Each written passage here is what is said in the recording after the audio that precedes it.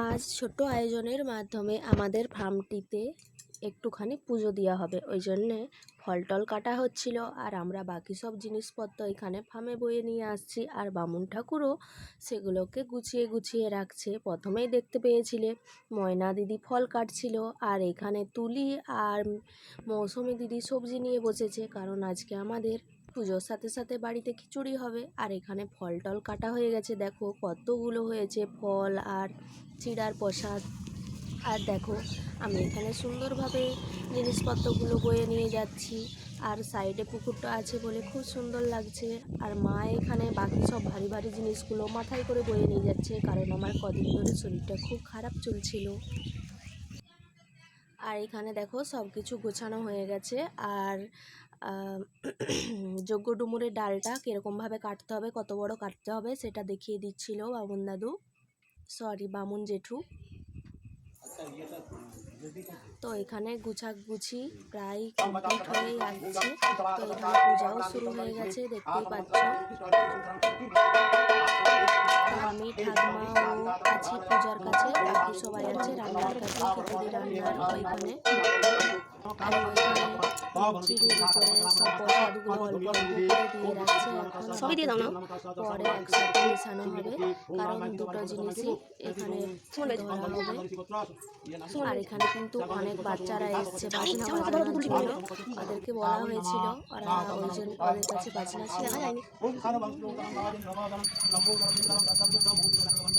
এই যে এরা অনেক কিছু যন্ত্রপাতি নিয়ে এসছে এখানে বাজানোর জন্য, যে পুজো হচ্ছে আমরা নিয়ে যাই। আর আমি এখানে সুন্দর করে বসে পূজা দেখছি, আর বাকিরা সবাই কাজের কর্মে ব্যস্ত আছে।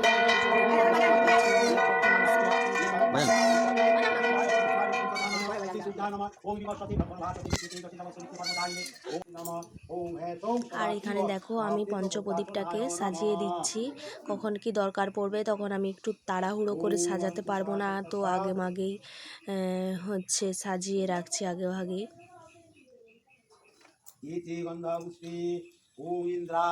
কথার ভুল ত্রুটি মার্জন।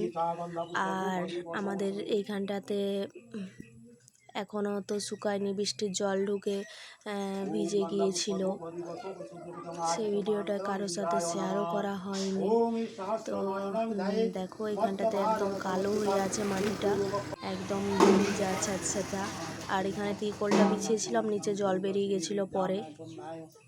আর এখানে আমাদের পুজো অনেকখানি কমপ্লিট হয়ে যাচ্ছে, কমপ্লিট হয়েও গেছে। এবার হোম হচ্ছে, হোমের কাঠগুলো সাজিয়ে নিয়েছে জেঠু, এবার হোম হবে।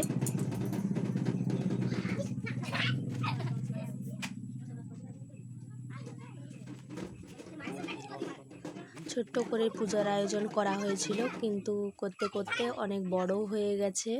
খুব সুন্দরভাবেই সব জিনিসটা কাজকর্ম পূজা পাঠ সব ভালোভাবেই মিটে গিয়েছিল। এটা আমাদের একটু চিন্তার বিষয় ছিল যে ছোট করতে করতে ব্যাপারটা এত বড় হয়ে গেল, জিনিসটা কি হবে, কীরকম হবে। তো যাই হোক সব সুষ্ঠুভাবে হয়ে গেছিলো। এখন হোম হচ্ছে, সবাই হোম দেখো।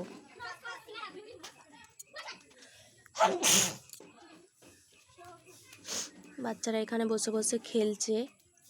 তো আমরা যখন পুজোতে বসেছিলাম দুজন একসাথে, তো তখন কেউ থাকেনি যে ক্যামেরা ধরে দিবে। আমরা দুজন একসাথে একটুখানি বললো যে আমিও যেহেতু উপবাস ছিলাম, তো একসাথেই পুজোটা দিলাম, যে তোমরা দুজনেই দাও, সংকল্প করো।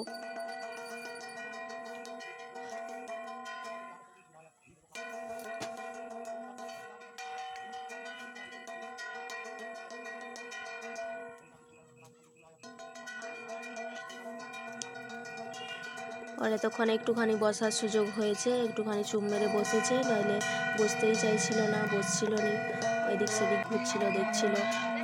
তো আমাদের হোমও প্রায় শেষের দিকে হয়েই আসছে। এবার একসাথে কি যেন একটা দিতে হয়।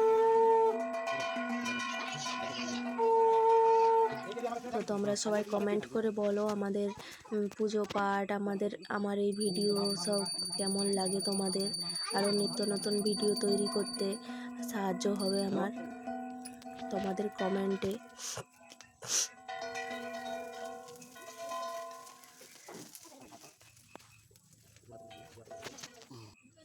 এইসব নিয়ম কানুনগুলো আগে কিন্তু আমি খুব একটা দেখিনি যে এরকমভাবে হোমের তাঁত নিতে হয়।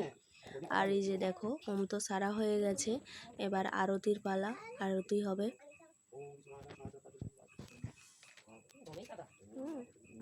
আরতির পর শেষ, আর এতক্ষণে বাবা মা আর কাকু আসছে। মা বলে যে পুজো প্রায় শেষই হয়ে গেল।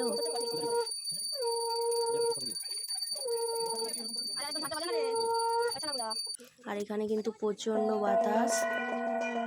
এই যে এখানে এবার আমাদের আগে যেহেতু এটা বাঁধা হয়নি, তো এখন আজ পুজো দেওয়ার পরে এটা বাঁধা হলো, তো এটা ওখানে বেঁধে দিচ্ছে। এটা নাকি অনেক আগেই বাঁধতে হয়, তো বললো কোনো ব্যাপার নাই, এখন পুজোর পরেও বেঁধে দিলেই হবে। আর এটা পুজো করেই বাঁধা হলো। এবার আমাদের পুজো কমপ্লিট, আমরা সানজন নিয়ে নিলাম। আর আমি ওকেও ডাকছি সানজন নিতে, কারণ জেঠু এখানে অনেকক্ষণ বসে আছে, তো ঘরে যে একটুখানি বসতে পারবে, শুতে পারবে।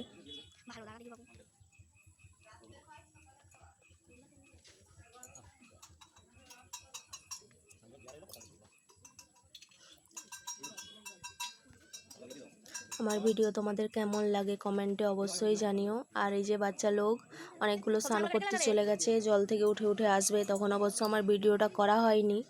সবাই প্রসাদ নিয়ে নাও। তো সবারই কেমন লাগলো আমাদের পুজো পাঠ কমেন্ট করে প্লিজ জানাতে ভুলো না, তাহলে আমি আরও ভালো ভিডিও করতে পারবো, আমার উৎসাহ হবে তোমাদের কমেন্টের মাধ্যমে। আর যে দেখো এখানে এসে দেখছি, আমি তো প্রথমেই বলেছি আমি এখানে ছিলাম না, এক হাঁড়ি খিচুড়ি, এক কড়া খিচুড়ি।